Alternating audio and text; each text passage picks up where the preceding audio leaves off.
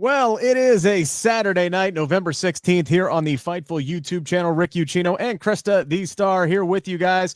We are rocking the Freebird rule again this week for the AEW Collision post show. Last week, Cresta was out, Iridian was in. They've decided to tag each other and flop each other out, and we are ready to rock and roll here tonight. Cresta, I missed you last week. How are you? I am doing better. Last week I just randomly got sick, but I am alive, Rick. I feel like we rarely do shows together, just me and you and me. I'm like Leo Rush. Like, I'm on fire right now. 3 weeks in a row. Like, I'm here. I'm rocking and rolling, and we're good to go. I almost wasn't gonna be here. Luckily UC football got scheduled for 8:00, so I didn't have to do radio duties tonight. So I could be here talking about professional wrestling, because that's what I would much rather be doing than talking about anything else on this planet. So I'm very, very happy to be here on a Saturday night here on the Fightful YouTube channel. Make sure to give this video a like. Make sure to subscribe to the Fightful YouTube channel if you haven't already. And we appreciate everybody who is joining us here in the chat. Already getting off to a great start. Get your super chats in, get your humper chats in. That's the only guaranteed way to get your comment read on the air. And our expert moderator, Luis, is going to make sure I read every single one of those damn things before we get off of the air tonight. And Cresta, Tony Khan put on this show for us tonight, for us. He listened to my criticism last week where we had literally like 10 seconds of women's wrestling, and he decided he was going to open the show and close the show with the ladies tonight. So I appreciate you, Tony Khan, for listening to constructive criticism and coming through with a much better effort for women's wrestling tonight. We open up with Mina Shirakawa and Harley Cameron. And this one, look, I'll be honest. Like, if you look at these two on paper, Mina has 10 times the amount of in-ring experience as Harley Cameron does. We're talking like over 500 matches compared to not even 50 yet. This matchup was so much better than it had any business being, because you have to give credit to Harley Cameron. She continues to just go into these matches utterly fearless, no hesitation. She was able to match Mina's pace tonight. There was no having to slow down, no half speed, no nothing. She went in there, and she not only did she keep up, but she looked more than competent in the process. Mina's offense, incredibly fun to watch. She's always great. I'm happy that she's back here in AEW, but hats off to Harley Cameron. Of course, Mina won the match. Mina was always going to win this match, but I am really looking forward, Cresta, to seeing where Harley Cameron is a year from now. Because if she's staying on this pace, they got something with her. No, absolutely. I mean, I've been following Harley a little bit more closely, seeing her interviews with RJ, or just seeing stuff on social media where she's like, I've grown so much as a wrestler, just being around Saraya, being in AEW. And honestly, no matter how you feel about Harley Cameron, you can't say she's not giving it up in the ring. This match tonight was really good. I have to say, that slide through that Mina did from through Harley Cameron's legs it was so cute. I think Mina Shirakawa is such a cute wrestler. Like, she'll beat you up. Don't get me wrong. She's a stiff wrestler, but she's also something very super cute. Like, you don't expect her to beat the crap out of you. This match was fine. Like you said, we always knew Mina was going to win, but I have to, every time I see Harley on my screen, I'm like, come on, Harley Cameron, you're eating that. Come on, girl. Hard work pays off, y'all. Yeah, look, to your point about Mina, she's the kind of woman that will like whoop your ass, and then you apologize to her for her hand hurting, right? Exactly. I'm so sorry that I made you do this. I'm sorry my face is there. I'm sorry you're hitting me so hard that it's hurting your hand. I feel like I should give you money for this somehow too. I don't know why. Hey, there's some dudes out there, and probably some women who would give her money for that, to be completely honest, because we all got our freaks in life, and you know, that's just speaking the absolute truth there. A couple of super chats here. We got Adina Leah Chamberlain. I'm not sure if I'm saying that correctly or not, but Harley Cameron is the most unexpected improvement of the year for me. Hard to believe we're here now after all the QTV stuff. Look, this was her 49th match. That's it. That's all she's got. She's been wrestling since 2022, and she's in there with Mina Shirakawa, and she's just straight hanging. I totally forgot she was with QTV. You know, that's how much she's improved. I forgot that's where she came from. I was like, you know, she's always been with the Outcast. No, she wasn't. Right. No. And I was genuinely concerned for her, because she was with she was doing the QTV stuff, and then QT kind of left. He all came back, but he's still just doing mostly the backstage stuff. I know he's wrestling the Costco boys next week, but I was scared for her because Saraya's contract was coming up, and then I'm like, oh, if she leaves, this is Harley Cameron now in 2 years, her second stint, gimmick, group, whatever, she would have to just be completely dropped flat on. But Saraya resigned, but they're still sticking with it, even though we haven't seen Saraya in a while, though. So I continue to look forward to see what Harley does moving forward here. We got Harley Cameron's music is just Saraya's music at this point. I know. The other way around. You know what I mean? She's still the understudy. Yeah, she's still the understudy for that now. But she's got great charisma too. Like she knows how to perform when she's wrestling. It's not just the moves. So she knows how to tell a story in there. She's got great energy. Like seriously, if she stays on this track, they got something with her. Okay. Just Ricardo with a super chat. It is Saturday. You know what that means? It means he's at work. Well, I'm sorry you're at work, but I appreciate you giving us a little bit of your hard-earned dollars there. So yeah, I'm at work right now too. I work every night. I work every day, pretty much. Our second matchup was Danny Garcia against Johnny TV. MXM Collection was at ringside for this one, and honestly, Cresta, for me, they were the stars of the match. Like, don't get me wrong, the match was good. The match, of course, it was going to be good. It's Daniel Garcia, it's Johnny TV. Both those guys know what they're doing, but Mason and Mansoor are going to just steal the show wherever they are, especially after Mason hit the choke slam on Danny and then immediately like did the lay down thing, and he's like got the camera right up. He's like, "What? I didn't do anything. I just look good." Like, it's just like, and then Danny kicks out, and you just hear him go, "What? He kicked out?" Like the audacity in that man's voice. Yes, Danny Garcia won the matchup in the end. He overcame the 3-on-1. Mason is so extra, and he just owns this role. Like, even when Daniel threw him off of the ring post and he did the like, oh my god, and just just fainted down to the ground. Like, seriously, I could watch 2 hours of the MXM Collection, and I'm not like shame free. I could just watch a whole entire collision of just them putting over their fall line or their winter line, because we had that AEW shop teaser with them. Whatever they do, they maximize their minutes, and they're so damn good. I have to tell you, when Daddy Magic spoke the prophetic words many moons ago, sports entertainment, that's when MXM was born. Because honestly, this is MXM with Johnny TV. I could not have imagined a more perfect trios partner. So I'm going to give this all the respect it deserves. So let me break this down for you in 3 parts. Part number 1, MXM has the same problems Outrunners have. You guys are just too damn powerful. You're too damn powerful. You're fantastic. No matter what you do, you add to it. And personally speaking, I don't think y'all should be beefing with Daniel Garcia, because I see a world where Daniel Garcia is out here in the MXM model show. Let's talk about this match. This match was really fantastic. I think it's very easy to forget how athletic Johnny TV is because of all the comedy he does. He's such a good wrestler against Daniel Garcia. Last act of this, I will also say, Jack Perry, you're a piece of crap. Not you abducting Daddy Magic. I was gonna say, and that's part of the reason why, like, I'm sitting here and I'm going, the match was good, but nothing really stood out from the match to me because MXM steals the show, and then clearly this was a storyline driven situation where Jack Perry just shows up and just abducts Daddy Magic from the commentary table in the middle of the damn match. Which was so funny, and I do think it was well done because, I mean, not for nothing, Jack Perry in his New Japan run was real cute. The scapegoat, in my opinion, really turned that character to where it needed to be. Now he's just been kind of like, I'm not doing anything. You're not ready. So this is like, okay, kidnapping is a felony, so you might want to lay low. However, they did get their comeuppance, but also their comeuppance is kind of a felony too. So y'all might all want to lay low. So yeah, so we get this back. This was honestly the segment of the night for me.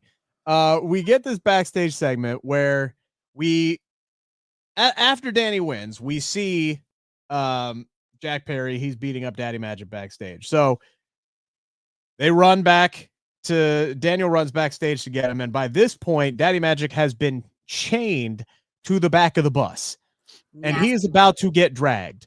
He is about to get dragged in the literal sense behind this short bus that Jack Perry drives around.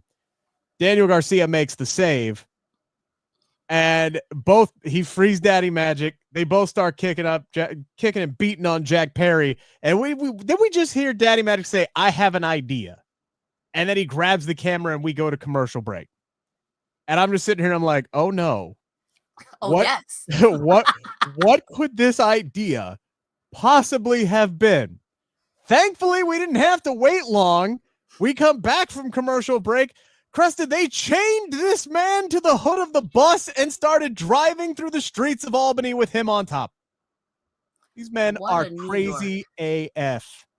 It was such a New York interaction with Daddy Garcia wrote up, yeah, found you, got you, aha, where you going? It was so, and then to chain him up, which I wrote in my notes, to his felony van, because it looks like you're about to commit a felony or you're on your way to do one in that van. Yeah. Okay, he was about to drag this man. I understand where you're going, but yeah, either way, putting this man to the roof, I was sports entertained. But again, that's a felony. You might want to lay low, pal. This segment was great. I'm sorry Jack Perry had to die. I'm sorry Daddy Magic almost died, but like, that's great. I was sports entertained. My only complaint is I wanted a third segment. I was craving a third segment. I thought we were going to get that all the way at the end after the match, and we still had like 10 minutes. I was like, oh, so we're going to see if they bury Jack Perry. Okay, I'm with it. Oh. I was so confused at the end of the show tonight. Sports confused. I was sports confused. Like, the main event ends, and there's 13 minutes left in the show, and I'm like, are we getting a 13-minute video package with John Mott? We didn't. We ended up getting a 9-minute video package with Guns N' Roses and them just playing all the hits of how we got to Full Gear next week, which, okay, fine. But like, I really, really, really would have loved at the end of that, them showing more of Jack Perry being driven through the streets of Albany. Like, now I get there's some logistics probably with police and things, because I mean, that is a crime. So yeah, it would have been hard to kind of pull that off. But you could have pulled it off, I'm sure. Just all I'm thinking of is like, I don't remember if it was The Rock or if it was Stone Cold who threw Kurt Angle something in the river, or somebody threw Stone Cold some bald by something got thrown in the river, and that's what they should have done. No, you're thinking of Edge getting thrown to the Long Island Sound. I'm sure more people have. Been chucked in the water. That's the one that comes up top of my head. I'm just thinking of somebody. It was a bald guy, and I don't know if it was Stone Cold or Kurt Angle on the side of the river, and they throw someone's thing in the water. I feel like it could have been The Rock. He would have been bald at that time. It was definitely during the WWF era. I'm also 9,000 years old. My brain is dust. So somebody correct me in the chat. I'm sure somebody else remembers what I'm talking about. Like, no, Cresta, you're an idiot, and that's fine. Engage with this video. Hold on. Wait, hold on. The chat keeps bumping around. Smoking Skull Belt was thrown into the river. And I also see Austin through the IC. Hey, listen, I knew you wrestling guys. That's why you all watch here on FIFO, because we're all a bunch of wrestling nerds, and we all know what we're talking about. Yeah, I also have a memory of a goldfish. So,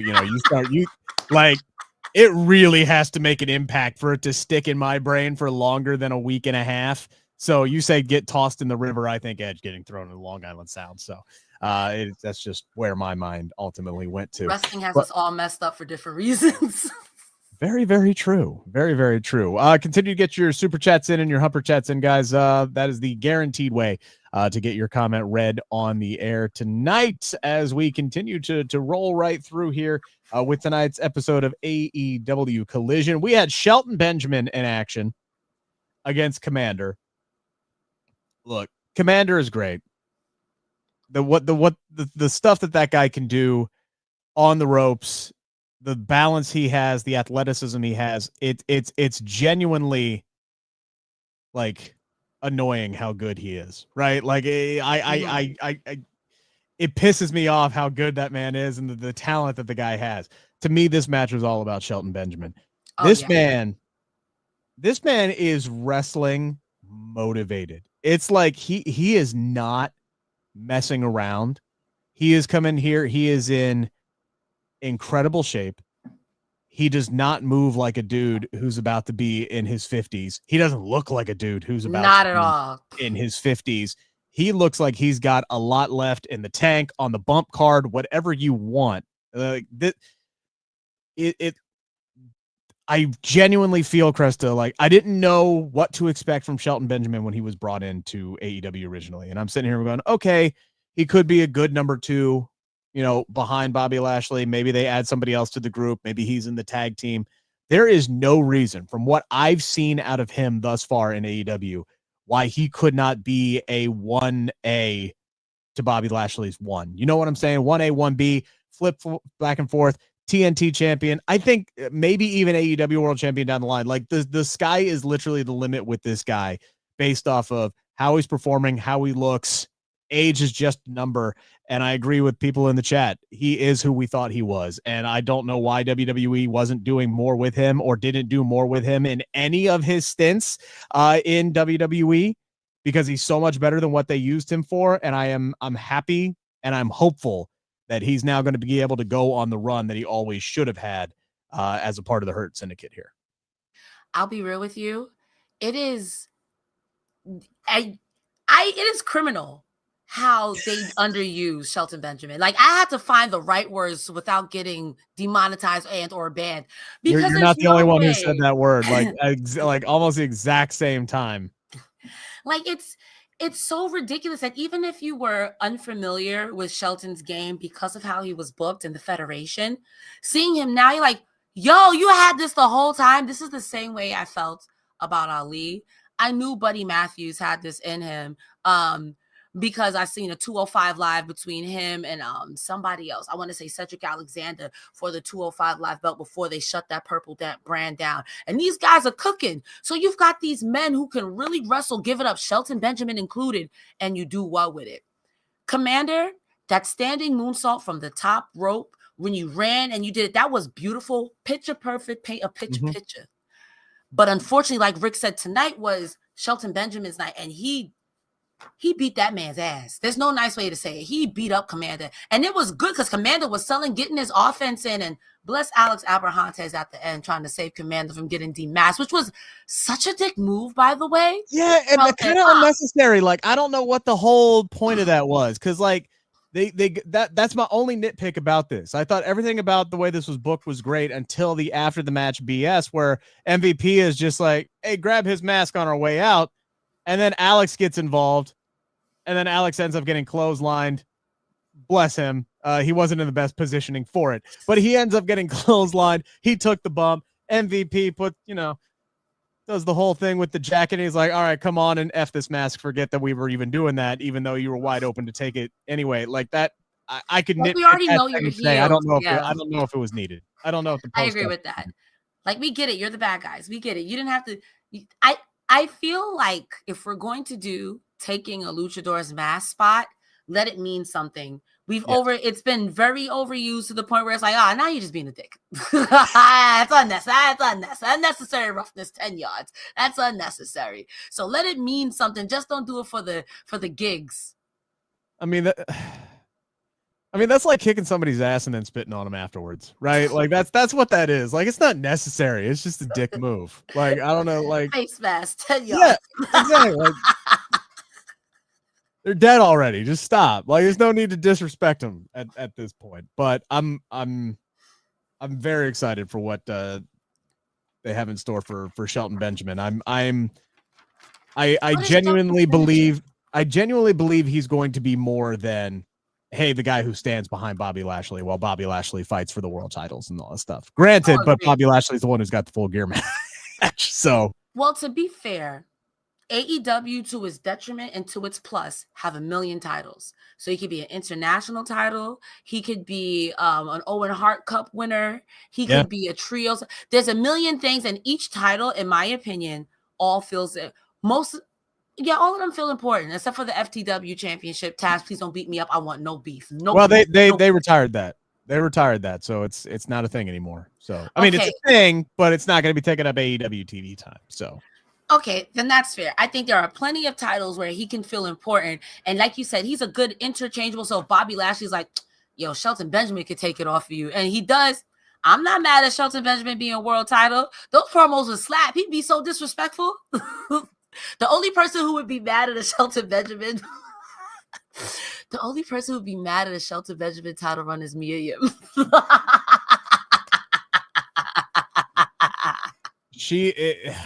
My God, if you could actually burn Twitter to the ground, she would do it.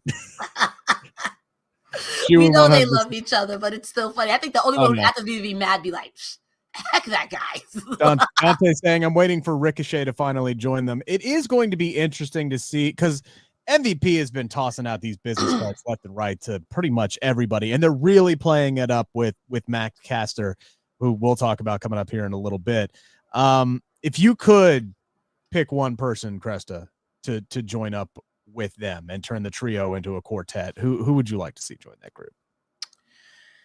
This is going to be a hot take, especially from me to you, Rick, because we had this conversation offline before we got here. I think Max Caster is the best person to join that group because Max Caster, something's got to give. Something's got to change. Something's got to give. And I think Ricochet, he's got a whole bunch of things set up for him, in my opinion. There's definitely a Kyle Fletcher and Aussie Open, a Will Ospreay match. There is 4,000. We chomping at the bit for a Will Ospreay match. That's in the pipeline. I think Max Caster right now is acting like a bad kid whose parent just needs to be like, yo, I tell you don't touch that.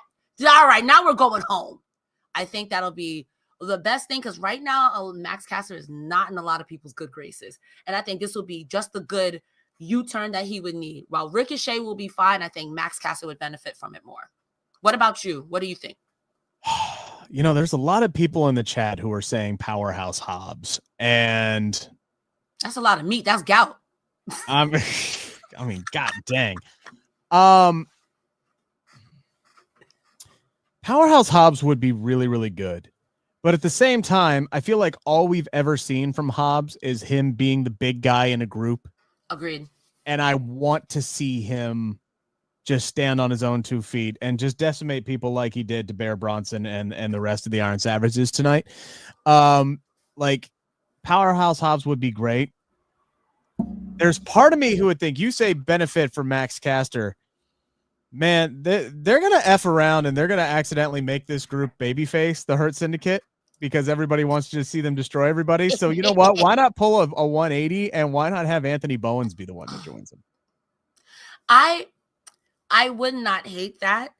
I just go back to, I think something right now, sorry, I'm still getting over whatever's going on with me. Oh, you're but good. I think right now, the issue isn't so much the Acclaimed. I think it's the chemistry that what's going on with Max Caster. Maybe him and Bowens are fine. Maybe you guys are teasing a breakup, but he has a little bit from fans are like, ugh, Max Caster. If Anthony Bowens goes to the Hurt business, I would not be mad at that. To me, Anthony Bowens screams babyface. I wouldn't mind him being the next up in that international championship situation. I think he'd be an amazing single star. If you put him with the Hurt Syndicate, I've never seen Bowens heel. I wouldn't hate it. Right now, it seems like Max would be the best person to do it, but I wouldn't be annoyed with that. I would like to see Anthony Bowens be a jerk. I think that'd be interesting. Yeah. I think Lio Rush would be a nice addition too, by the way. He had another great promo from him tonight. He's a really underappreciated talent. I think he could add a lot to that group as well. We did hear from Chris Statlander tonight, but only briefly before she was interrupted by Hikaru Shida, who says she is really happy to see Chris Statlander get this shot against Mercedes Moné next Saturday night at Full Gear. Says that she is very, very glad to see someone whoop Mercedes. And this is a quote from her, Mercedes' bony ass. And then Shida is the one who wants the first shot at Chris Statlander. Statlander says, you know what? That's a great idea. I have a better one. Why don't me and you wrestle on Wednesday instead? So we are going to be getting Chris Statlander and Hikaru Shida as the tune-up match, Cresta, for Mercedes and Chris Statlander at Full Gear. So what a week for Chris Statlander. You get Shida on Wednesday and you get Mercedes on Saturday. That, yes, sign me up. Honestly, women's wrestling. I'm not mad at that. Listen, I may not be the biggest Shida fan, but that girl can wrestle. So can Chris Statlander. These girls can wrestle. I don't know if Statlander beats Mercedes at Full Gear. I do see a world where it happens so Mercedes can move into the women's main event scene. But I don't know, because I feel like we're holding out Mariah May for whenever Toni Storm gets back. So I don't know. Yeah, I don't see Mercedes losing that belt anytime soon. I don't know who takes it off of her, to be completely honest. I don't think it's Statlander, but I could be completely wrong. I wouldn't mind seeing Mercedes move up to the main event scene, but I also don't see that happening right now because I think there's a couple more ladies in the pike before that would happen. Real quick, let's hear from our good buddy Sean. For years, you've seen BetOnline AG's odds on Fightful, whether it be wrestling, MMA, or boxing. That's who we trust. 25 plus years, they've been trusted online by millions. They've got a safe and secure environment. They've got payouts in minutes, high credit card acceptance, the earliest lines, the fastest payouts, and the industry's best bonuses.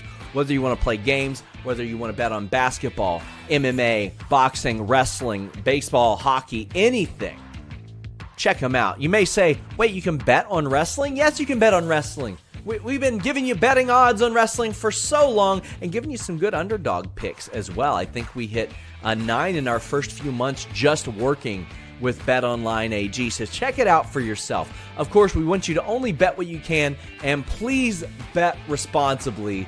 Check out our friends over at BetOnline AG.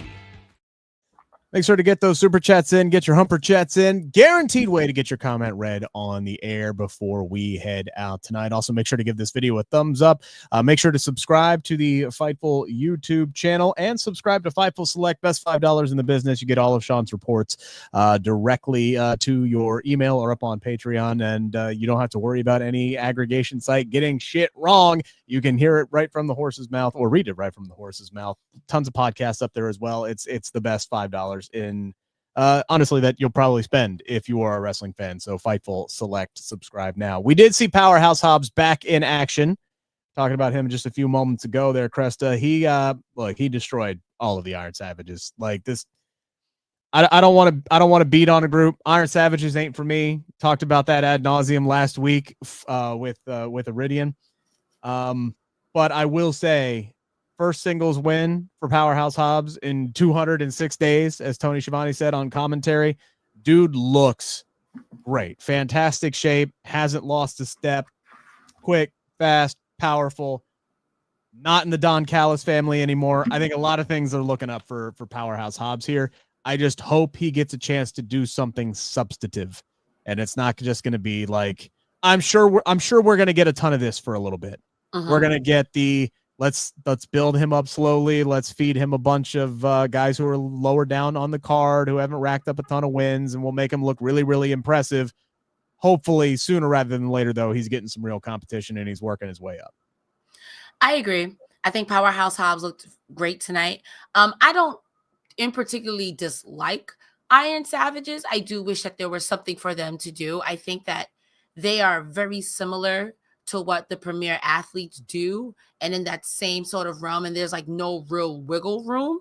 And I think that if we go back to that super meat division that I asked you, Tony. All right.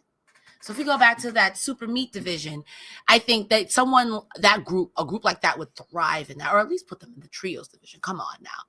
As far as Hobbs is concerned, again, we go back to the international championship. There's a lot of things. There's a whole Lance Archer there. That's a meaty man. There's a whole Brian Cage there. And Brian Cage is a luchador. I know you may not have heard that before, but that man can move, okay? So there's a whole bunch of matches there if we're going to give him something, like you said, of sustenance to move forward. So I hope for the best. I still want to go to Titty City, but I also have a problem. So I mean, look. Titties was the word of the night tonight with his between the opening contest and then we get the Iron Savages out there, and then we had the main event as well. But first we had the Acclaim taking on LFI. This was the final qualifier for Full Gear. The Acclaimed, who had a backstage segment with the Hurt Syndicate beforehand. You had MVP coming up there, giving Max Caster all the advice, saying, hey, use your strength, Stick to your strengths in this matchup. You get a big opportunity. Don't go out there and screw it up. They did not. They end up getting the win. Max would drop the mic drop on Beast Mortos. That allows Bowens to get the 1, 2, 3.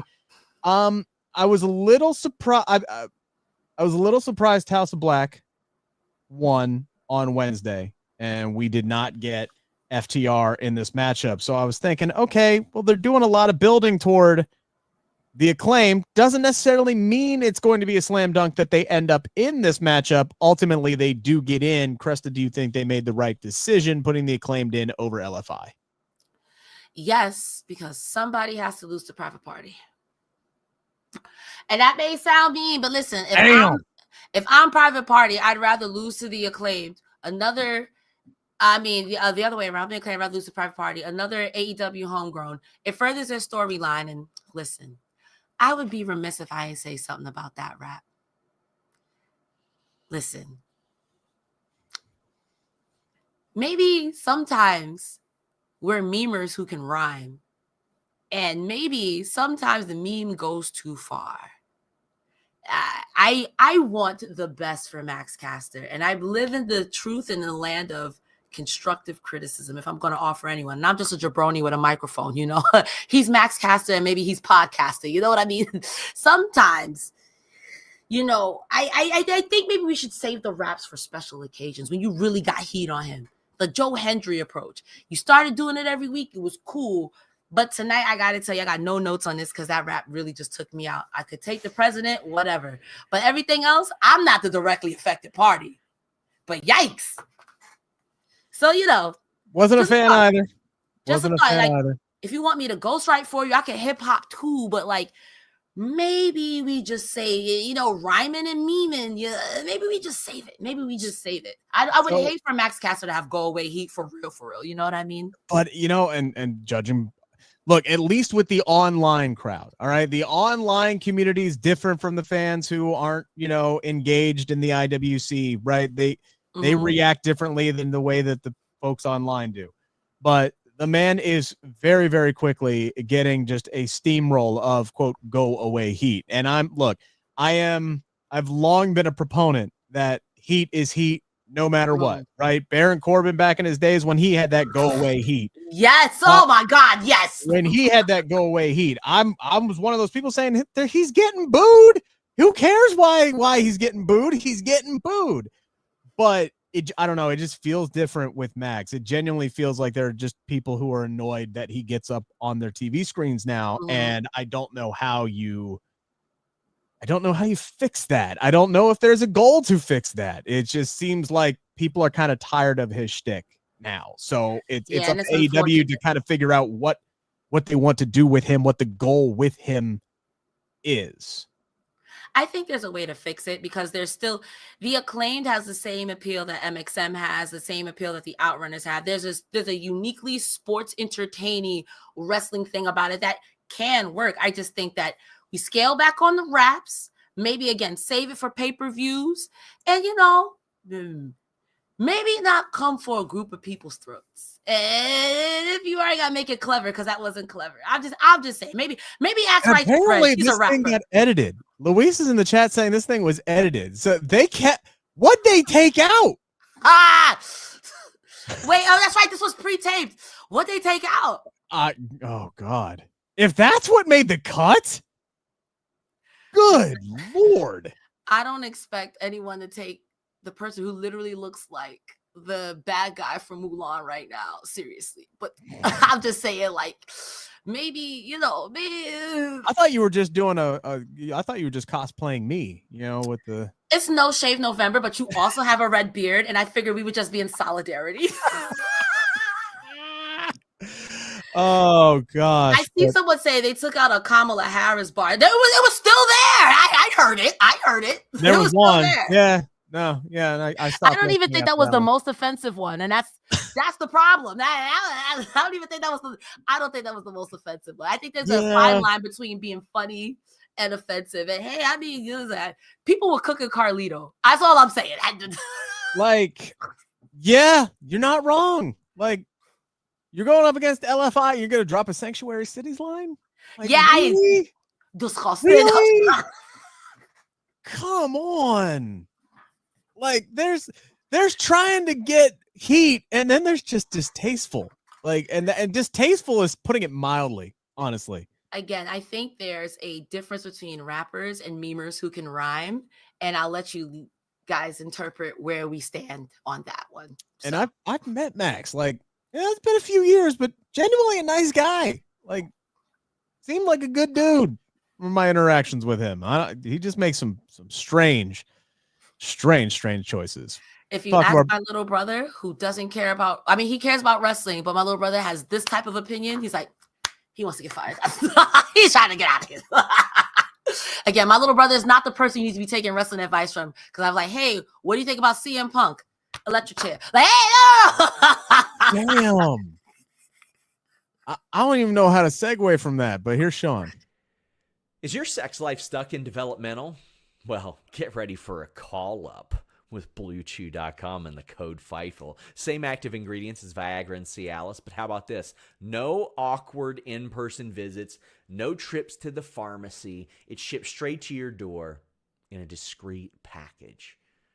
But let me tell you, your package is not going to be discreet when you use Blue Chew, and the code FIGHTFUL helps to give you that confidence, that performance to take you straight to the main event, if you know what I'm saying. When approved online by one of our physicians, it just arrives straight to your door. You're not going to have people nosing around with what you're doing. And right now, you get your first shipment free when you use the code FIGHTFUL. Go straight to the top. You know what I mean. Memorable performance, high spot, whatever other innuendos you can think of. BlueChew.com and the code FIGHTFUL. So... going back to my original question, as we get a run in, we got a run in on the show. Digging in the garbage. I have to hold down this ECW champion. But like, I totally understand. I do think the Acclaim winning this matchup was the right call because you had all of the build up to this with the Hurt Syndicate and MVP, and I think maybe that blows up at Full Gear. I agree with that. But I can't help but look at the fact that is Jake the Snake like cursed? Is like Jake the Snake cursed? Like are we? Is he just destined to manage guys who aren't going to win matches? Like I feel like he did this trade for like he trades off Lance Archer and Brian Cage, right? And like now they're off and they're winning and they're like now. Granted, I know Lance Archer lost to Roddy, but like they look like they're in a prime position with the Don Callis family to actually do something in the tag team division after Full Gear, and now LFI can't qualify and they losing with it. I have seen that man saunter away from the ring so dejected after his team loses over and over and over. I can't remember the last time one of his teams won, and I feel like I don't feel good. I don't feel good for LFI right now. Jake, they got this man already. Arn Anderson. What a wild promo. That lives rent free in my mind. Honestly, I agree. I don't know what Jake the Snake is going to do here. I do agree again with not Private Party, with the Acclaimed beating LFI, even though I think LFI in a striking match would slap someone's nipples off. But I don't think that's the point here. I think this is a story-driven match. And again, if or when the Acclaim break up, this is just another reason why, like, if we look at another tag team similarly in another federation with the people who are not part of an old day, yesterday, it's the same thing. Like, this is just another reason why you cut me off during promos. We lose here. We get to the big one. You mess it up. You're being cocky. I see it from that story perspective. So I'm not mad at it. And again, if this leads to something that happens with the Acclaim, I'm with it. Yeah, for sure. And as people are bringing up in the chat, Hologram's injury may have, derailed something to do with it with LFI there. So potentially there. We did see we saw the conglomeration backstage tonight. Once again, perfect performance from Tomohiro Ishii. No notes. He absolutely nailed his promo tonight. As did Mark Briscoe. Look, the man is just a national treasure as he puts over Big Tom and tells Jericho to shine up that title and sleep with it and hold it extra tight and just let him know it's going bye-bye. It's probably not, to be completely honest with you. But I digress. This was, look, anytime Mark, it's hard to not smile when Mark Briscoe's on your TV screen. Agreed. He's such, like, if you don't know wrestling, his person looks deranged, but this is the most wholesome of all the. He'll probably also another one who'll slap your nipples off, but I don't care. He could read the dictionary and just yell. I'm like, yes, whatever you said. I love Mark Briscoe. And also, again, Ishii, no notes. Rocky Romero, I always love seeing him there, but like Romero's like, I'm happy to be here. I don't care. What's going on? What's going on? We did also hear from FTR after their loss to House of Black. They say they are pulling for the Outrunners at Full Gear there, Cresta. Do you think the Outrunners have a shot? Do you think this is any chance that somebody other than Private Party walks away with the tag team titles? All I gotta see sucks for you, because in my hardest of hearts, as much as I love Outrunners and MXM, I know if y'all go anywhere near those titles right now, get to the back of the line. I'm not mad at Outrunners, but again, if we go back to the previous match with the Acclaimed, somebody got to take the pin here. The Outrunners is mad hot. If you believe the internet wrestling community, House of Black don't do the job. You know what I mean? So who else? Who else got a motivation? I agree in this situation that the Outrunners shouldn't be pinned. Because after Private Party, God forbid, knocking on wood, Allah, Buddha, Cthulhu, Jesus, whoever it is, hopefully none of these men, something happens to them. But if you need a knee jerk, who's up next? The Outrunners are literally right there. And people would not bat an eye. It's like you have another shot at the Acclaimed when they were hot and to actually do it. And no one would be mad. And if the House of Black beat them, like, you guys are jerks. Shucks. But I wouldn't be mad either because if House of Black wins that match, that would definitely shut a lot of people up about talking about Malachi. Like, and what's up with his future? You know, I'm so sick like of that would stop the man. Speculation train dead in its tracks. 100% if that happened. I do think Private Party. No, it wouldn't. I think Private Party wins this by pinning Max Caster. I think that is. I do. I think that's what's the turning point. Or even if he pins Bowens and Caster's just like, nah, it's all fine. It's all fine. And the moment Bowens is ass back to, I'm a hater. I'm a hater. Our main event tonight, we opened up with a really fun women's match, and we closed with two ladies who just beat the shit out of each other. It was Mariah May defending her AEW Women's Championship against Anna Jay. The grudge match. Anna Jay lost. She cannot challenge as long as it's around the Glamour's waist for the AEW Women's Championship. And you knew this one was going to be a wild one, Cresta, with when in the first couple of minutes of this match, we're getting one woman hitting with a computer monitor. We're getting a shotgun drop kick with somebody wearing a trash can. And we're getting ladders pulled out from underneath the ring. Like all of that within like the first few minutes. And then halfway through the match, they pull out a damn safety railing. And I'm like, well, what are they going to do with that? What are they going to do the safety? What are we doing with that hunk of steel that ain't going to give for shit? And they set it up and they do a superplex on top of it. That hurt me. Like my back started hurting when they did that spot. Like, damn, like props to both of them. They put themselves through it tonight. This was a lot of fun. Anna had the Queen Slayer. The Queen Slayer with the barbed wire strapped in. But then Anna, like, I don't know, where did the spray bottle come in? I must have missed that because or they cut it, like they edited it out. But all of a sudden, she just like reached out like it was in her pocket or something, pulls out, I'm guessing, hairspray or something, sprays it in Anna's face, and then she gets hit with the Storm Zero on top of the chair, and Mariah ends up winning this thing. I mean, this was an absolute car wreck, and it was fun, and I applaud both ladies.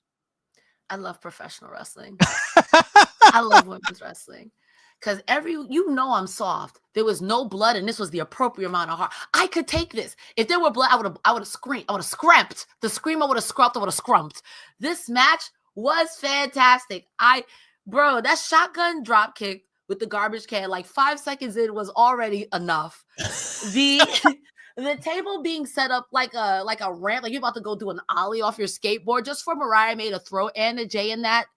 Gnarly. I gotta tell you, this match was so good. That safety rail, this match was stiffer than that alleged boxing match last night. Y'all know the one. Okay. This match was fantastic. I'm a little sad Anna Jay can't challenge again. I understand why you wouldn't want this to get repetitive. But after something like that, it's like, all right, so what are we doing with Anna Jay? Because at this point, this is like, I feel like the second, third, fourth time Anna Jay's proven that she's that girl. She can be that girl. Just give her the ball. So what are we doing with Anna Jay? What are we doing here? Like, I don't want to have to yell at you, Mr. Khan, but like the meat division, like, we were asking who could take the belt off Mercedes. I feel like she had a match against Mercedes. Yeah, but not right now. Like, let her keep racking up some wins, earn her way back up to it, and let her cook. Yeah, see, why not? Down the road, whenever you're ready to move on. But yeah, Anna Jay's another one of these, like, especially since she went overseas and she came back. Like, she's another one that just keeps getting better and better every time she's out there. Like we were talking about with Harley Cameron. My biggest question after this is, okay, what are we doing with Mariah? Because Mina Shirakawa came out and they're celebrating and they're dancing and everything's happy. And at Full Gear, we don't have a women's title match at Full Gear, not for the AEW women's title. No, we're getting a champagne celebration. Toni Storm coming? Is this the reintroduction of Toni Storm, or is Mina Shirakawa about to pop some champagne and then bust the bottle over Mariah's head, and those two are gonna end up going at one another? I hate to say this, I don't think it's either of that, love. I think there's a tag team on the horizon with Deonna Purrazzo and Taya Valkyrie and Mina Shirakawa and Mariah May. They were watching, and they were not happy with tonight's result. After that, then we get Mina versus Mariah. Like, hey, where's my title shot? You giving everybody else a title shot, Mariah? I thought we were friends. I thought we were lovers. What's happening? So I think there's at least one more thing in there, because I want something. I need something for Mariah. I need what we had with Toni Storm with somebody. I need the steak. I'm getting a lot of mashed potatoes, and the mashed potatoes are good, but I can only have garlic mashed potatoes so many times. So I'm hoping we get that with Mina, but I would hate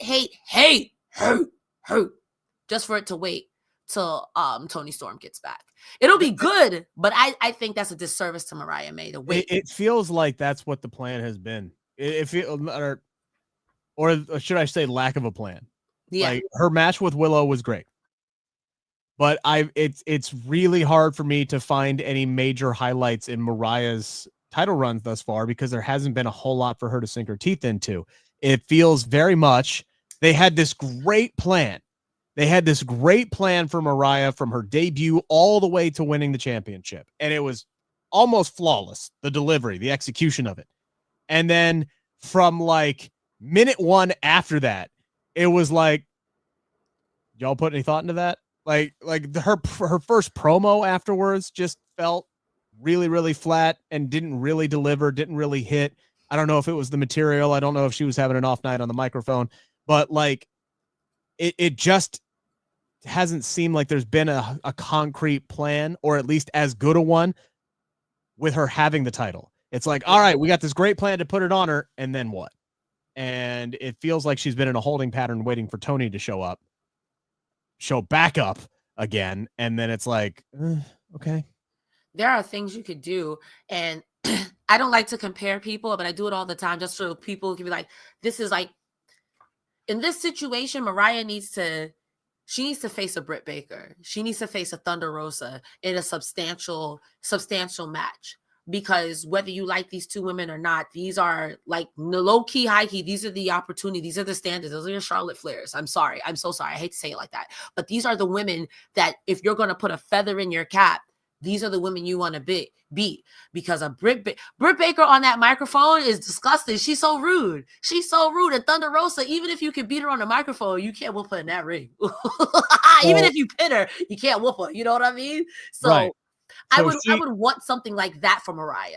So Mariah May has had, since she won the belt on August 25th at All In London. That's when she beat Toni Storm. She beat Nyla Rose, Yuka Sakazaki, Willow Nightingale, and now Anna Jay twice. That's it. That's as far as title matches are concerned. That's what she's got. And now, nothing wrong with Nyla. I'm a huge fan of Nyla.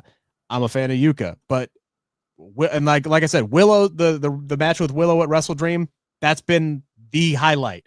Mm-hmm. She worked really well with Anna Jay. So she's starting to build up some momentum. Tonight's matchup was really great. So that's another highlight there. But coming right out of the gate and not going from, all the rest of August all through September and then halfway through October before you really got your first big marquee pay-per-view title defense, it really kind of feels, I'll go back to WrestleMania 35. It feels like, okay, you crown Becky Lynch, great. And then your first opponent out of the gate is Lacey Evans, who literally has just been walking down the ramp. She was a wrestler. Like, you did all of that. You had her beat Ronda Rousey to go to Lacey Evans? Yeah, no, I think there needs bad, to be that's bad post planning. We need some sort of meat. Yeah, agreed. Like, again, I love Nyla Rose. I just think that they have positioned Nyla Rose to be your gatekeeper. She's the first girl, like kind of like a Lance Archer situation, which I think sucks because these are both fantastic talents.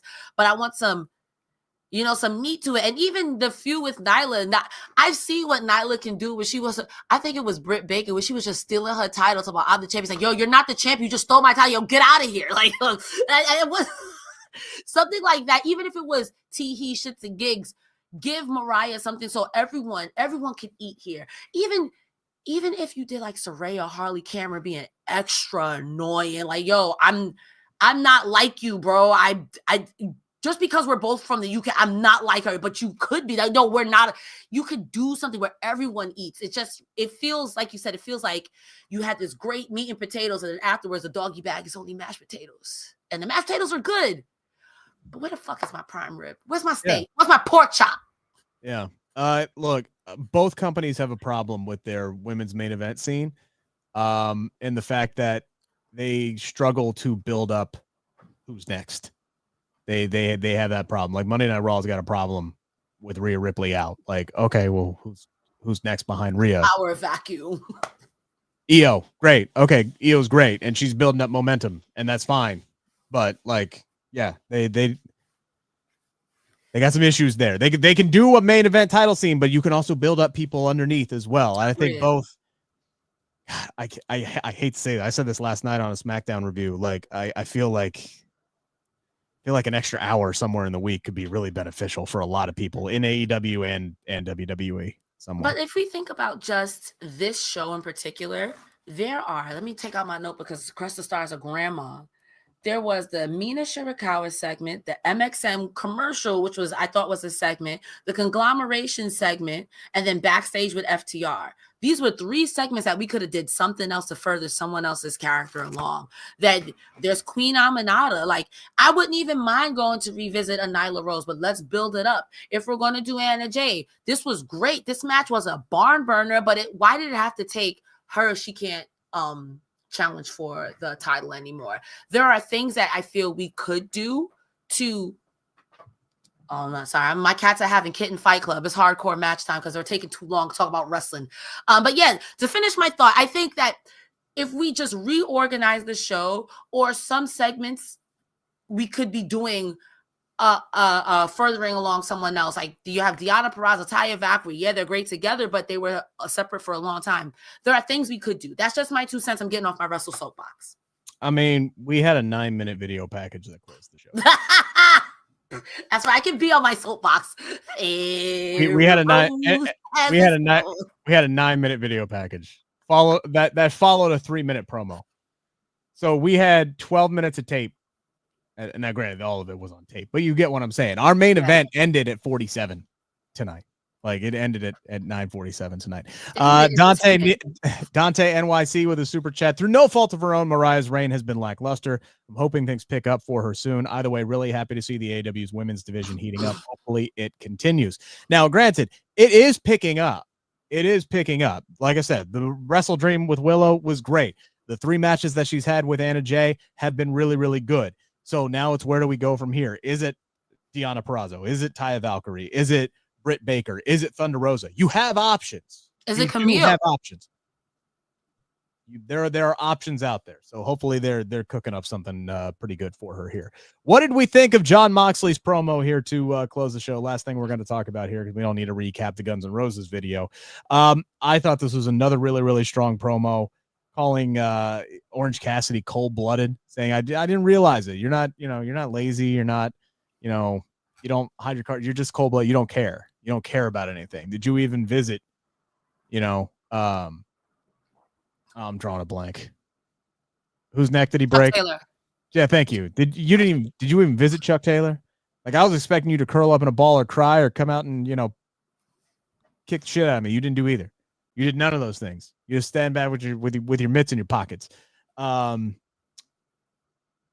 he's talking about how he's gonna take Orange Cassidy. He's gonna make an example out of him. He's gonna rub his blood on the flag of the Death Riders and plant it firmly in the middle of the ring to stake the claim over AEW. I mean, Jon Moxley is a really, really strong promo. He has a way of describing things that are very unique. That's just very unique to Moxley. What did you think of this one? I'll be real with you. I got it, but I didn't like it. Is it me? Do I not understand pro wrestling? Like, I get it. I mean, you're allowed to not like things. It's okay. Okay, I'm a jabroni. I mean, like, so I get it. You're trying to push Orange Cassidy over this edge to make him be super serious Orange Cassidy. And rather than cold-blooded, I think the word you're really looking for is apathy at its best.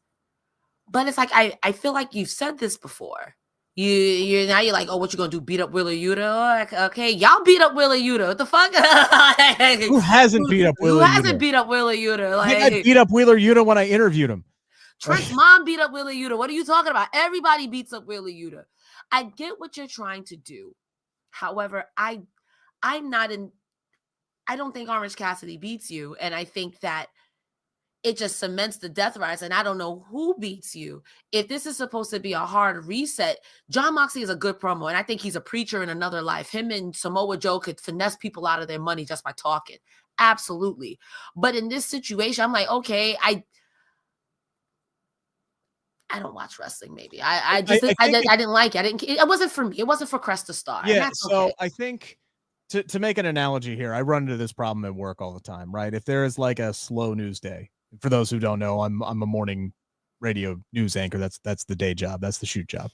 On days when it's slow and there's nothing to talk about, and I have to write the same story 5 times to make it sound new, but it's still the same story. I think that's kind of maybe where Mox, at least for you, kind of fell into the place here where he found a new way to say the same thing, but he still said the same thing over again. Like, there's not a whole lot that's left to be said. You're going to beat up Orange Cassidy. It's just time to fight. It's just time to fight. I think that's where it's coming from you. Not to, put words in your mouth, but I think you articulated it better than I could, because that's exactly where I'm at. No, you're absolutely right. Like, I've seen this before, and I've seen in chat, like, well, he's there with Marina. Marina always looks badass. Like, don't get me wrong. Marina looks like she can beat up a lot. That's not the problem. I just feel like, again, you're saying Orange Cassidy's not ready, and I'm going to beat him up because he's not ready. How do you... That's what you've been saying. You're going to beat him up. You want him to be ready, and he's not ready, and you're going to beat him up. We get it. You're taking over AEW. We got it. Turn him into a blood orange. We get it. With us or get out of the way. We got it. And even when they get with you, you still beat them up. Will you? There's no winning here. Oh, poor Yuta. We'll see how that matchup goes on Wednesday, but I have a feeling Yuta's going to end up getting his ass kicked one way or the other. Maybe more than one. No matter who wins, Yuta still loses. Yeah. Even if he wins, you didn't beat him fast enough. Yo, somehow Willie Yuta will still end up in a Claudio swing. Oh, Lord. Justice for Yuta. Yuta's the real victim here. Cresta, what you got going on? Where can people find your stuff? Ladies and gentlemen, boys and girls, I'm out here. You can find me, most importantly, on Blue Sky now. Everyone's got one. So it's Cresta, Blue Sky, whatever the thing is. But every Saturday and Thursday, I am here on Fightful covering TNA and Collision. What's the word? Respectively, yes. There you go. You got every it. Wednesday, I'm live on Twitch and TikTok going over all AEW stuff. And no, I don't show it on screen because I don't want to get DMCA'd. And follow me on social media. Anywhere you can type Cresta Star. Sorry, you can find me, except for Twitter. X is Cresta the Star, but I'm about to shut that down. So follow me on Blue Sky, Cresta Star. Rick, where can they find you? I am also on Blue Sky. Now I am at, I think it's, I'm trying to figure this out because, okay, so it's Rick Ucchino. Okay, I had to put the dash in there because I either created a Blue Sky account years ago or a year ago and I forgot about it, or somebody has already spoofed me because there's just a plain Rick Ucchino that I don't have access to. So somebody already stole my name, but that one doesn't have a profile picture. So if you look at Rick Ucchino as it's spelled on the screen, that's the X thing. I don't know if I'm getting rid of X, but I'm going to use Blue Sky more often when I do my wrestling tweet stuff now, including that's where I'm going to be putting out my interview first that I have on Wednesday. I'm going to drop that on Friday ahead of Full Gear. I don't want to say who I'm interviewing because I don't like to jinx things, but I'll just say this much. She has a match at Full Gear, and it's not Chris Statlander. So I'm looking forward to doing that interview next week and putting it out for Sports Illustrated, because that's where I do a lot of my pro wrestling work, is over on the Takedown on SI. So you guys can also watch that on the Takedown on SI YouTube channel. Just search it, and then, hey, while you're there, give us a like and a subscribe while you're at it. We just made this channel like a month ago. We already got 400 subscribers. So I'll take as many as we can possibly get. We are on the come up. We got a long way to go to catch Fightful, that's for sure. So like this video, hit that thumbs up, widen the gap, and make Sean happy. We appreciate everybody who joined us here tonight. Next week, obviously, will be a Full Gear post show. I don't know who's on that. Y'all just have to wait. I do know we're all going to be on the Survivor Series post show, though. Hey, Lamau. That's great. We're surviving. Well, yes. Phil's not. It's all of us against Phil. All three of us against Phil. So we're jumping Phil. This is not a bloodline match. Oh man, just cramming a bunch of different hosts together, much like that women's War Games match. Just throwing shit together and seeing what sticks. Well, we'll see. We're the bar now. We're the bar. We're the bar. Enjoy the rest of your weekend, everybody.